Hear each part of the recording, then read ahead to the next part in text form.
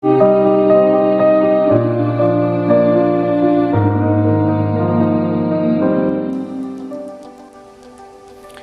प्यारे बच्चों आ जाइए। नेक्स्ट क्वेश्चन है find the resultant of three vectors. ये सेंटर है O A vector, O B vector and O C vector as shown in figure. Radius you are given R, radius of the circle is R. कैसे find करेंगे? There are three vectors, ये नजर आ रहा है O ए ओ C R perpendicular, तो इन दोनों का resultant आएगा वो बिल्कुल इसके अलोंग आएगा O B K. Sir why? अरे भैया बिल्कुल ओ ए ओ सी दोनों का मैग्नीट्यूड सेम है, सबका मैग्नीट्यूड सेम है। देखो यहाँ पे ध्यान दो, पेन बाबू चल जाओ यार। ओ ए इसका ट्यूड ले लो, ओ बी का ट्यूड ले लीजिएगा और ओ सी का ट्यूड ले लीजिएगा। कितना है? Equal to radius of circle. Magnitude same है, एंगल 90 डिग्री है ओ ए और ये देखो ध्यान से ओ ए एंड ओ सी, तो इन दोनों का रिजल्टेंट बिल्कुल बीच में आएगा। अरे बोलो आएगा नहीं आएगा? आर ऐसे बोल देता हूँ। और वो किसके इक्वल आएगा बताओ, देखे वो किसके इक्वल आएगा? बताया था ना। अरे यार तुम लोग भी, आर रूट टू आ जाएगा यार। यहाँ से देखो R square plus R square, ये देखो यहाँ से 2 आर स्क्वायर कॉस 90 हो जाएगा, क्योंकि दोनों के बीच का एंगल कितना 90। तो ये तो जीरो पोर्शन हो जाता है, बचा कौन? आर स्क्वायर 2, तो ये क्या आ जाएगा? आर रूट 2, है ना। ये क्या आ जाएगा? R root 2। ध्यान दो मार्कर चेंज करे। यस ये आ जाएगा आर रूट 2। सिंपल है। और वैसे भी आपको पता है कि सर जो दो परपेंडिकुलर होते हैं उनको स्क्वायर करके ऐड कर दो यार, सिंपल सा होता है एक्स वाला, और ये आ जाएगा आर रूट 2। अब इधर एक और वेक्टर है ओ बी, उसी का मैग्नीट्यूड कितना है? आर। तो रिजल्टेंट क्या आ जाएगा? सर रिजल्टेंट जो हम बोलेंगे वो आ जाएगा O B vector plus R A C vector. Getting this? अब दोनों को ऐड कर देंगे। अगर आप मैग्नीट्यूड की बात करूं, अगर मैं मैग्नीट्यूड की बात करूं तो सीधा सा सिंपल सा है, क्या आ जाएगा? दोनों की value R plus R root 2, R common ले लीजिएगा 1 प्लस रूट 2। डायरेक्शन क्या आ जाएगी? Sir direction is 45 degree with, कहाँ से? विथ ओ सी, ठीक है, 45 degree with O C anti clockwise direction में। हाँ जी, अगर इसको वेक्टर में लिखना हो तो कंपोनेंट के टर्म में, तो कंपोनेंट के टर्म में कैसे लिखेंगे? ध्यान दो, इसी वेक्टर को हम लिखेंगे। ध्यान दीजिए प्यारे बच्चों, इधर आ जाइए, मैं आपको लिखना सिखा रहा हूँ। ये हो गया R vector is equal to, ये रिजल्टेंट आया है। अब इसका डायरेक्शन आपने 45 बता दिया। सर जो ये रिजल्टेंट आ गया, आर भी इधर ही आ गया, ठीक है, आर इधर ही आ गया। और थोड़ा सा ये मान ले आर है ना, ज़्यादा आएगा आर से। आर तो यही हो गया, रूट 2 और आ गया ना, इसलिए मैग्नीट्यूड थोड़ा सा ज़्यादा आएगा इससे। अब इसको हम लिख सकते हैं R 1 plus root 2 cos 45 degree I K. इधर वाला कंपोनेंट, जो इधर वाला कंपोनेंट आ जाएगा वो क्या आ जाएगा? आर, जो रिजल्टेंट आया है वो कॉस 45 आई के, और इधर वाला जो कंपोनेंट आएगा वो आ जाएगा यहाँ से यहाँ तक का, ठीक है। ऐसे देखें आर साइन 45 जे के, ठीक है। ये मैग्नीट्यूड, ये आर वेक्टर लिख रहा हूँ मैं, है ना, आर वेक्टर का है, ये रेडियस है। इसको यार फिर कंफ्यूज हो जाएगा बच्चे, रेडियस है उसमें, तो इसको क्या बोलूँ मैं? बताओ क्या बोलूँ इसको? कुछ नाम देना पड़ेगा मेरे को। इसको बोल देते हैं एन वेक्टर, ठीक है। इसको एन वेक्टर बोल देते हैं। तो ये हो जाएगा एन और ये हो जाएगा एन, और इसको भी मैं लिख देता हूँ यहाँ पे एन, क्योंकि आर रेडियस दे रखी है तो बच्चा कंफ्यूज हो जाएगा। और कंफ्यूज हमें फ्यूज करना नहीं है बच्चे को, हमें क्या नहीं करना? फ्यूज नहीं करना बच्चे को। तो ये हो जाएगा यहाँ से आर रिजल्ट इसका, और ये हो जाएगा एन कोस 45, तो ये आ गया, और एन साइन 45 ये आ जाएगा। एन की वैल्यू ये रही, तो ये हो जाएगा R 1 plus root 2 sine 45 degree जे के। इस तरह से हम इसको लिख सकते हैं 1/√2 1 प्लस √2 आई केप, ये भी कॉमन आ जाएगा 1 प्लस √2 जे केप। सोल्व कर लो प्यारे बच्चों इसको। आर 1+√2, ये आ जाएगा 1/√2 आई केप 1/√2 जे केप। हेडिंग। तो इस तरह से हम इसको सोल्व करके जिस फॉर्म में भी दिया हो क्वेश्चन में, जिस फॉर्म में आंसर में ऑप्शंस में, हम इसको मैच करा सकते हैं। इसलिए मैंने आपको ये आई केप जे केप के फॉर्म में भी कन्वर्ट करना सीखा। भैया एन है तो एन का इधर वाला एन cos 45 आई केप, एन की जो वैल्यू है r 1+√2 मैंने रखी हुई है, cos 45 एज इट इज है। ठीक है, ऐसे में अगर बात करूँ vertical component N sin 45, N का वैल्यू ये रहा, यहाँ से देखो। ठीक है, यहाँ एन इसलिए लिया क्योंकि रेडियस हमें गिवन थी, इसलिए मैंने एन लिया यहाँ पे। और रेडियस और रिजल्टेंट आर दोनों कंफ्यूज करते हैं, समझ गए इस बात को? Yes ma'am, yes. Next question है प्यारे बच्चों, two vectors of equal magnitude, okay, magnitude equal दे रखा है, have a resultant equal to either of them, मतलब उनका जो रिजल्टेंट आ रहा है वो भी उनके इक्वल है, आइदर ऑफ देम किसी एक के, वो ऑलरेडी इक्वल है तो तीनों इक्वल हो गए। Then the angle between them is, simple है साहब। ऐसा केस कब होता है? जब दो वेक्टर जिनका मैग्नीट्यूड इक्वल है और उन दोनों के बीच में 120 डिग्री हो तो उनका रिजल्टेंट भी उनके इक्वल आता है। ये तो हमें पहले ही याद था, तो आंसर क्या हो जाएगा? 120 डिग्री, है ना? अच्छा, इसको ये तो ठीक है, अगर आपको पहले पता था तो बहुत अच्छी बात है। मैंने जैसे स्टार्टिंग में बताया था, अगर नहीं पता तो आप वो वीडियो जरूर देखें, स्टार्टिंग से वेक्टर्स को देखें, हर कंसेप्ट को डिटेल में डिस्कस किया है। फिर भी नहीं पता तो देखो कैसे सॉल्व करते हैं। सर रिजल्टेंट है ये तरीका है, R vector is equal to A vector plus B vector, इनका जो मैग्नीट्यूड है वो क्या दे रखा है? R is equal to, R root में आप लिखते हैं a² b² plus 2ab cos of theta, और आपको गिवन है कि r is equal to a, ठीक है, और you can say r is equal to b and a is equal to b, ये भी आपको गिवन है।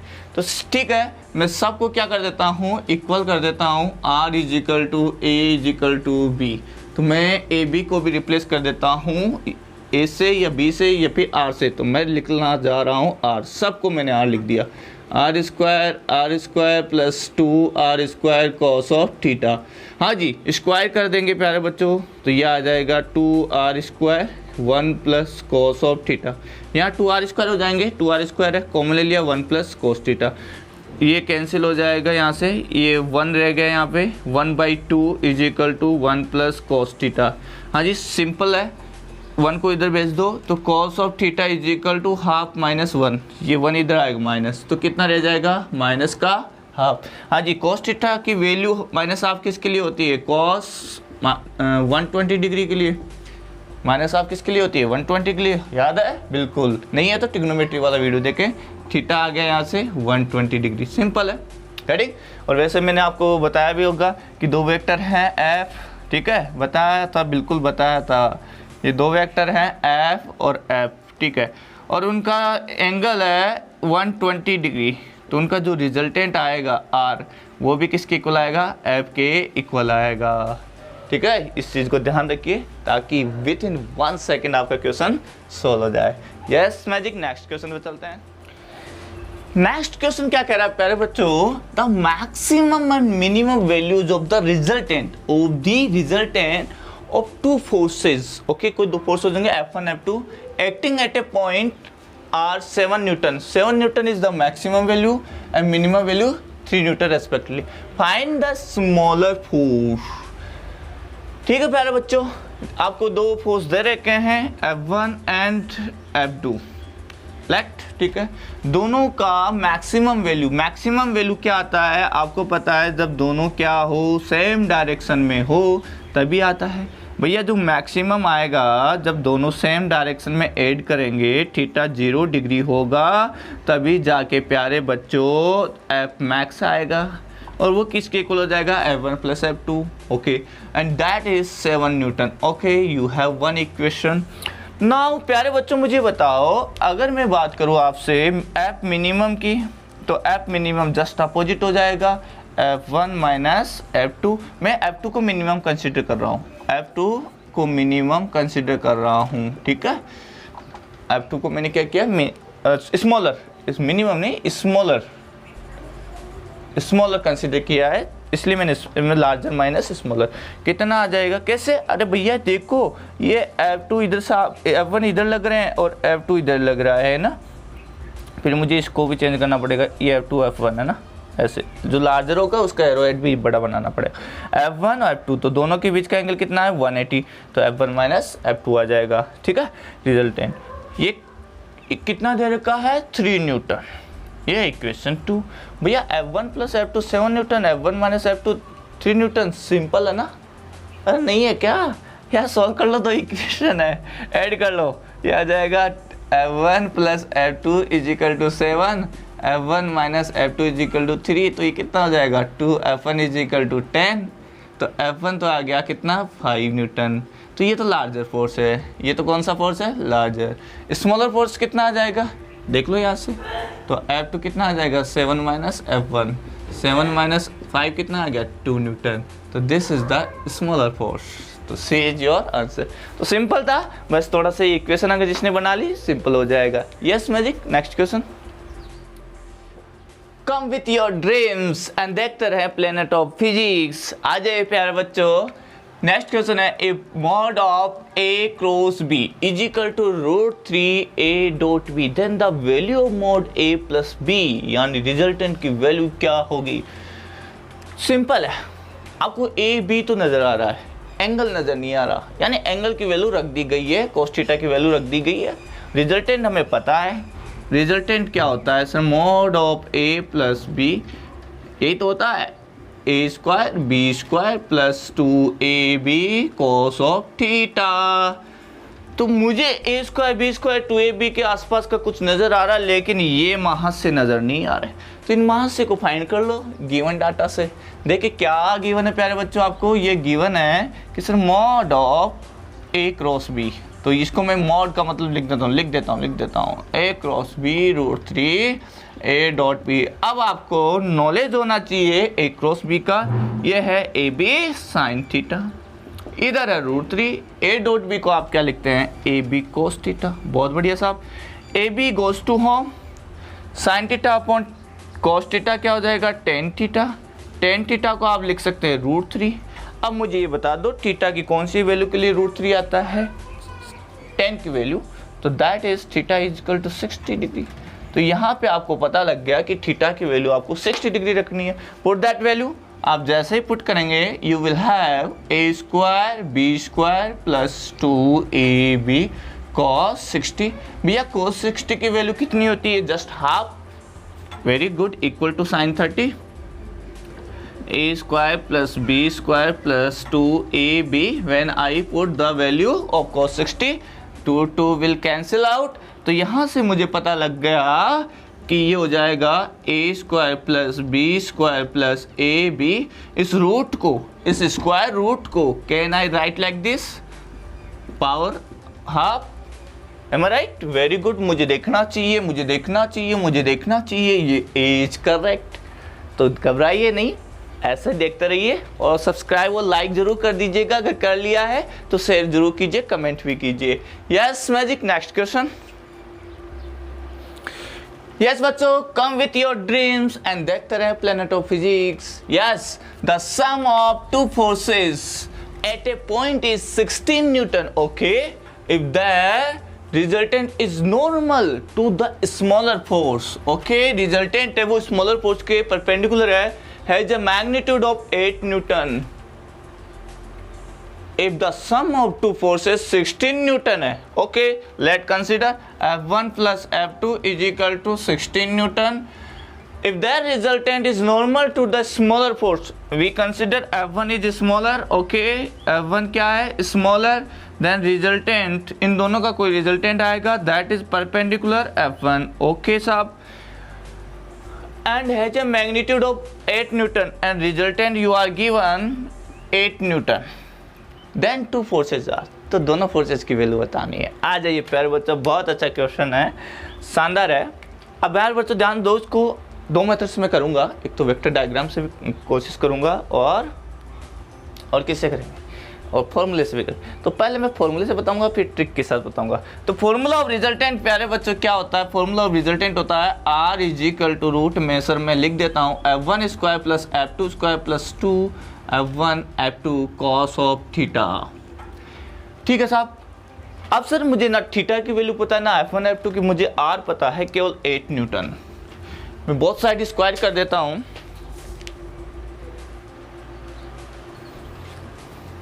बोथ साइड स्क्वायर करने पे ये ऐसे आ जाएगा f1 square plus f2 square 2f1 f2 cos of theta. फिर बच्चों ये जो वैल्यू गिवन है ना सर R परपेंडिकुलर है f1 मतलब R की डायरेक्शन दे रखी है आपको, अल्फा दे रखा है 90 डिग्री। अल्फा मीन्स अगर आपको डायग्राम याद हो अगर कैसा ये रिजल्टेंट होता था वेक्टर, ये आपका f1 वेक्टर है और ये कोई f2 वेक्टर है प्यारे बच्चों, है ना। तो ये अल्फा जो एंगल होता था वो f1 के साथ होता था। अब ये अल्फा कितना हो गया? परपेंडिकुलर हो गया, मतलब जो रिजल्टेंट है आपका कहीं ऐसे आएगा, ये आएगा आपका एक्चुअल रिजल्टेंट। क्यों? क्योंकि ये जो अल्फा है अल्फा कितना हो गया? 90 डिग्री हो गया साहब। तो हमें मालूम है टेन अल्फा वाला formula, tan alpha is equal to क्या लिखते थे? जिसके साथ एंगल होता है उस बेचारे को नीचे बिठाया जाता है f1 बचा f2, तो वो हो जाएगा sine theta f2 cos theta. अगर नहीं पता तो वेक्टर के पीछे वाले लेक्चर जरूर देखे पैर बच्चों। टेन 90 यहाँ पे रखता हूँ मैं, तो टेन 90 की वैल्यू होती है इनफाइनाइट। क्या होती है? इनफाइनाइट। Very good. हाँ जी, f1 plus f2 cos theta. इसको मैं लिख सकता हूँ इन्फिनिटी, इन्फिनिटी को लिख सकता हूँ 1/0। इसको क्रॉस मल्टीप्लाई करो प्यारे बच्चों, जब क्रॉस मल्टीप्लाई करेंगे आप तो ये तो 0 में चला जाएगा, ये इसके इक्वल हो जाएगा। तो what will you have? f1 plus f2 cos theta. जब इसको आप मल्टीप्लाई करेंगे f1 f2 तो ये 0 इसके इक्वल टू में, यहाँ से मुझे कोस थीटा जो मिल रहा है वो मिल रहा है माइनस में f1/f2। ये कोस थीटा मिल गया, यहाँ वैल्यू रख दो। जैसे मैं यहाँ वैल्यू रखूंगा प्यारे बच्चों तो ये हो जाएगा 8 square is equal to f1 square plus f2 square plus 2f1 f2 और माइनस में f1/f2। f2 कैंसिल आउट, ये माइनस f1 स्क्वायर हो जाएगा 8 square f1 square f2 square और ये माइनस का देखो ध्यान से 2f1 स्क्वायर आ जाएगा। देख लो एक बार देख लो, माइनस 2f1 स्क्वायर। तो यहाँ प्यारे बच्चों आपके सामने है क्या है? f2 माइनस f1 का स्क्वायर। एक माइनस हो गया ना तो plus a square minus b square के फॉर्मूले से प्यारे बच्चों आपके सामने है f2 माइनस f1 और f2 plus f1। f2 plus f1 आपको गिवन है कितना है? 16। f2 प्लस f1 आपको गिवन है प्यारे बच्चों, तो वहां से मैं f2 माइनस f1 की वैल्यू निकाल दूंगा। तो f2 माइनस f1 कितना आ जाएगा? 64 अपॉन ये सम लिखूंगा 16, ये रहा। तो कितना आ गया? 4। तो f2 माइनस f1 मेरे पास में आया है, देखने ध्यान से, f2 माइनस f1 आ गया 4। दो इक्वेशन आ गई 1 एंड 2, दोनों को मैं क्या करूंगा? सोल्व करने के लिए मुझे स्पेस यूज करना पड़ेगा। आप सोल्व कर लो, देखो यहाँ से 2f2 हो जाएगा, ये कैंसिल हो जाएगा, कितना आ गया? 20। तो प्यारे बच्चों ये वाला स्पेस अपने पास बाकी है। तो मैंने जैसे किया तो इनको देखो, ये कैंसिल ये आ जाएगा यहाँ से 2f2 इज इक्वल टू 20, तो f2 आ जाएगा साथ 10 न्यूटन। अगर f2 10 न्यूटन है और दोनों का डिफरेंस 4 है तो f1 को क्या होना पड़ेगा? 14 न्यूटन। देख लो दोनों का डिफरेंस 4 है। तो मुझे जो आंसर मिल रहा है इसमें 10 Newton f2 and f1 14 Newton. f1 तो आपने सर क्या कंसिडर किया था? f1 परपेंडिकुलर, कोई स्मॉलर तो था नहीं। हाँ जी, 10 और 14 का तो इसमें कॉम्बिनेशन ही नहीं बन रहा यार।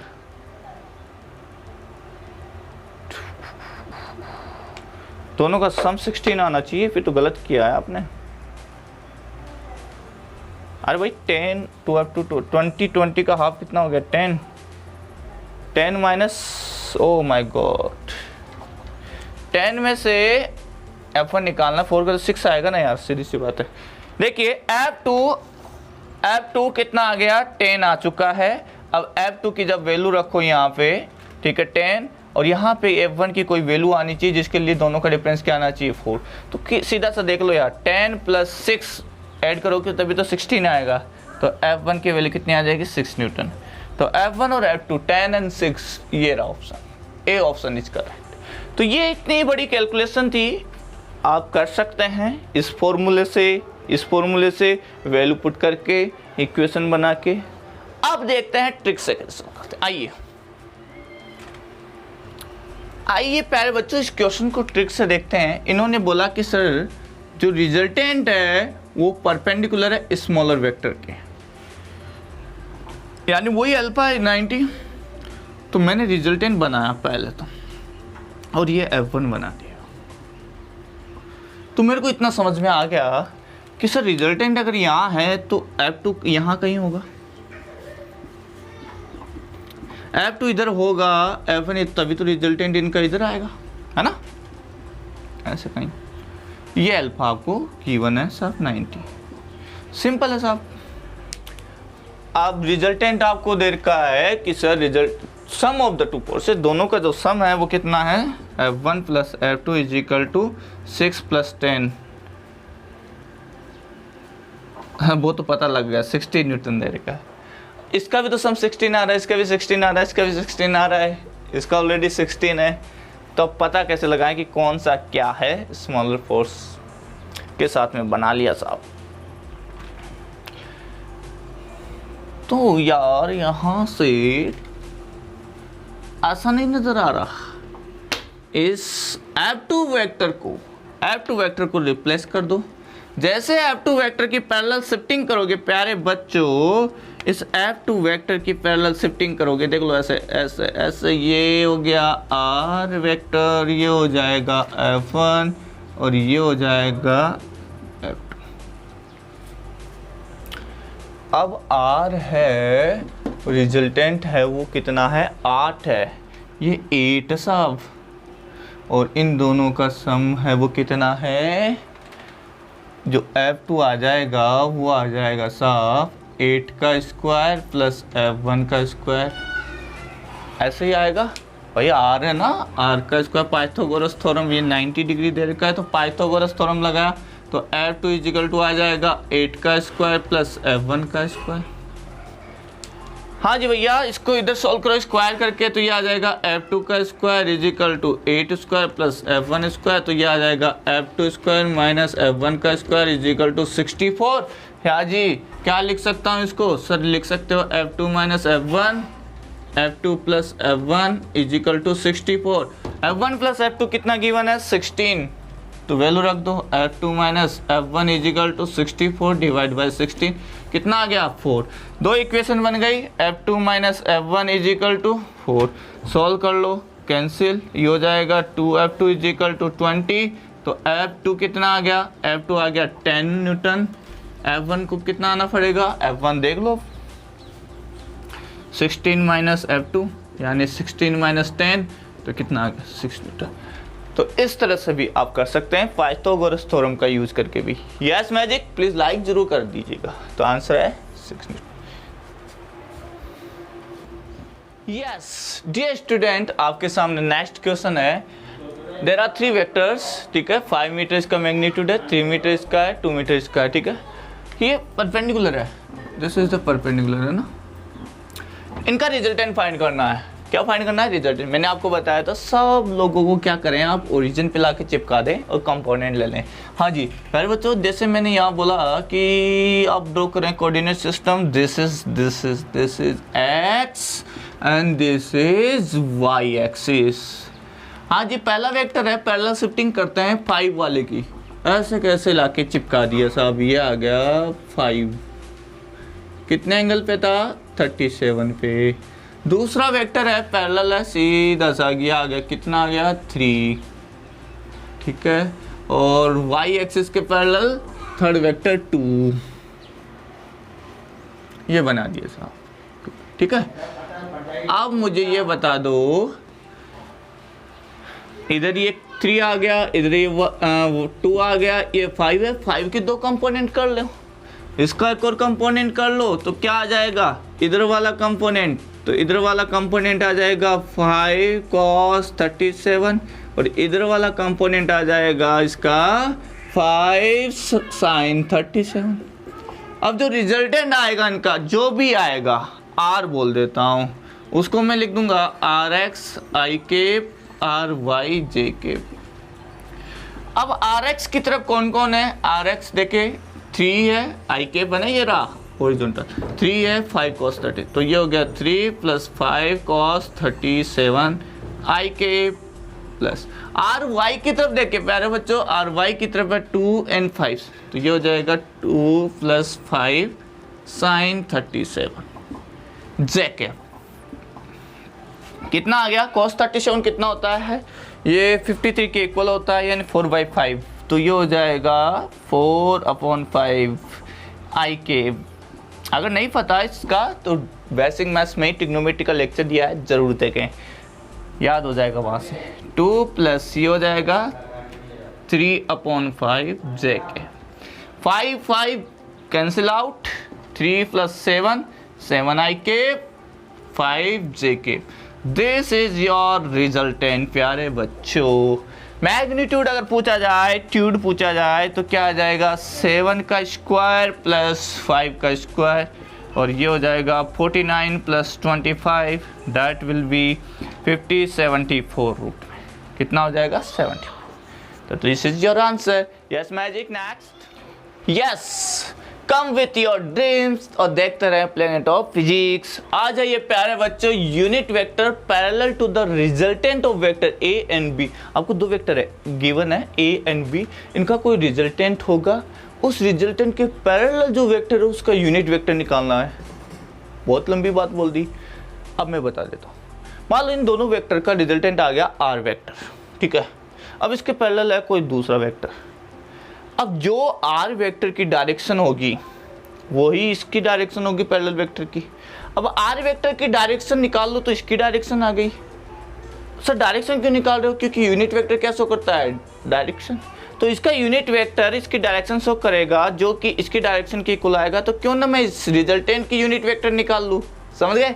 तो कहने का कुछ मतलब नहीं रहा यहाँ पे, केवल और केवल ये रहा कि सर रिजल्टेंट फाइंड करो। सबसे पहले तो ये रिजल्टेंट फाइंड करेंगे तो देखना a कितना है 4i - 3j प्लस b कितना है 8i + 8j। सोल्व कर लो प्यारे बच्चों, 12i आ जाएगा और ये हो जाएगा 5j। ये रिजल्टेंट वेक्टर आ गया, इसी का यूनिट वेक्टर होगा, वही पैरेलल वेक्टर की डायरेक्शन को शो कर देगा। तो ये आ जाएगा vector upon mod of vector. Vector तो आ ही गया 12i + 5j और इसका मोड क्या आ जाएगा 144 + 25 दैट इज 13, दैट इज कितना आ जाएगा 13। कौन सा ऑप्शन हो गया, सेकंड ऑप्शन इसका right. Yes magic, next. Yes बच्चों आ जाइए विथ योर ड्रीम्स, देखते रहे प्लेनेट ऑफ फिजिक्स। हाँ जी, कम विथ योर ड्रीम्स, जरूर सपनों के साथ ही आए। कॉलम फर्स्ट को कॉलम सेकंड से मैच करना है। हाँ बिल्कुल, AIT में क्वेश्चन आता है। मैच हो गया, देखते हैं। A cross B = A.B equal होगा कब, एंगल 0 हो, π/2 हो, π/4 हो, 3π/4 हो, कब। लेट्स चेक करते हैं प्यारे बच्चों, ध्यान दो। पहला है A क्रॉस B का ट्यूड एंड A.B का ट्यूड। ट्यूड मतलब समझते ही हो, AB sin थीटा, इधर तो क्रॉस में, इधर आ जाएगा AB cos थीटा। हाँ जी, sin थीटा cos थीटा की वैल्यू कब कब इक्वल होती है, ऐसा कौन सा वैल्यू है जब sin थीटा cos थीटा दोनों इक्वल होते हैं, वो है थीटा = π/4। वो क्या है, थीटा = π/4। इसका 1/√2 आएगा, इसका भी 1/√2 आएगा, ठीक है साहब। 3π/4 के लिए साइन 0 पुट करोगे तो 0 हो जाएगा, ये 1 हो जाएगा, वो इक्वल नहीं है। π/2 पे ये 0 हो जाएगा, ये 1 हो जाएगा, वो इक्वल नहीं है। π/4 पे इक्वल है, बस ठीक है। तो पहला का जो ऑप्शन आ रहा है इसके साथ में आ रहा है एक तो C, इसका आ रहा है एक तो C आ गया साहब। और देखते हैं 3π/4 पे साइन 90 प्लस 135 तो 45 तो ये cos 1/√2 आ जाएगा, ठीक है। ये आ जाएगा 90 प्लस, तो ये नहीं आएगा माइनस, तो इक्वल, तो इसके लिए केवल और केवल सी मैच कर रहा है। Getting this, very good. क्या हुआ? अरे भाई इसको 135 है ना ये एंगल 135, तो साइन 135 है ना, वो तो 1/√2 है, लेकिन cos 135 को क्या लिखोगे 90 प्लस 45, तो क्या लिखोगे साइन 45, वो भी किसका माइनस का, तो माइनस का 1/√2 आएगा, इसलिए इक्वल नहीं है वो, है ना। ठीक है, अब चलते next, a cross b equal to b cross a। क्या पॉसिबल है? कब पॉसिबल ऐसा एंगल आ जाए तो? a cross b equal to b cross a, how? अच्छा मैग्नीट्यूड नहीं लगाया गया, मैग्नीट्यूड तो लगाना चाहिए, आई थिंक मैग्नीट्यूड भी नहीं है। ऐसा कब पॉसिबल है a cross b equal to b cross a हो जाए और मैग्नीट्यूड भी नहीं लगा, डायरेक्शन ही अपोजिट आएगी यार? हो सकता है, कब हो सकता है? साइन 0 0 एक ही एंगल है भाई, a क्रॉस b ये दे रखा है, ये दे रखा है b क्रॉस a, तो इसको लिखोगे a b sine theta n cap, इसको लिखोगे b a साइन थीटा, इधर माइनस का एन कैप या माइनस का एन कैप। अब ये दोनों इक्वल कब होंगे? जब यहाँ पे कितना एंगल हो 0, तो इधर भी 0 इधर भी 0, तो इसका ऑप्शन आ जाएगा यहाँ से 0, ए ऑप्शन ये आ जाएगा, ठीक है साहब। Mod of a plus b mod of a minus b कब होगा? π/2 पे होगा, सीधा सा पता है क्यों? अरे mod of a plus b का मतलब क्या हो गया? Mod of plus a b, a square plus B square plus 2ab cos theta, ये तो आ गया a प्लस बी का मोड। अच्छा ये बताओ a माइनस बी का मोड क्या आ जाएगा? a माइनस बी में यहाँ क्या लग जाएगा? Minus a square plus B square minus 2ab cos theta. अब ये दोनों इक्वल होने चाहिए, नजर आ रहा ना? अब ये दोनों इक्वल कब होंगे? जब ये पार्ट 0 हो जाए। अब ये पार्ट 0 कब होगा? जब थीटा क्या हो 90 हो, थीटा कितना हो 90 डिग्री, क्योंकि cos 90 कितना होता है 0, तो यहां से ऑप्शन आ गया B, this is the B. Last है a plus B equal to C, a plus B equal to C. ये क्या क्वेश्चन है भैया?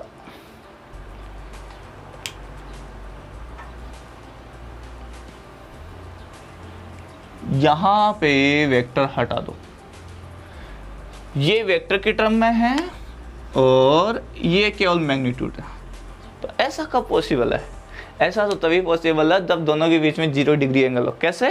देखो इधर ध्यान दो, वही वाला केस हो गया, जैसे ये हो गया इधर a वेक्टर b वेक्टर, तो यहाँ का तो रिजल्टेंट आएगा वो आ जाएगा a प्लस बी, और वैसे देखो तो ये 0 डिग्री हो गया, थीटा इजिकल टू 0, तो रिजल्टेंट आएगा वो कितना आएगा a प्लस बी, तो ये दोनों उस केस में क्या होंगे? इक्वल, तो इसका आंसर आ जाएगा ए। तो चेक कीजिए अपने आंसर, यही होंगे। आई होप यही आंसर आए होंगे।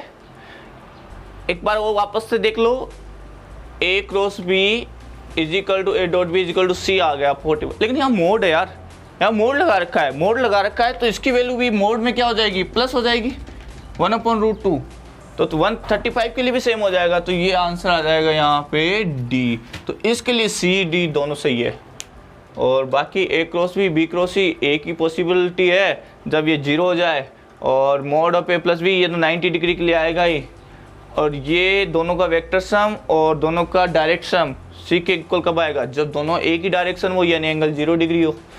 ठीक है साहब, बिल्कुल। तो इस तरह से क्लियर है। मैंने ट्राई किया है, जितने अच्छे वेराइटी ऑफ क्वेश्चन को लिया है। I am Ganesh, I am learning with you and helping the students to learn basic concept of physics. Please like, subscribe. Thank you for watching. Come with your brains. देखते रहें Planet of Physics.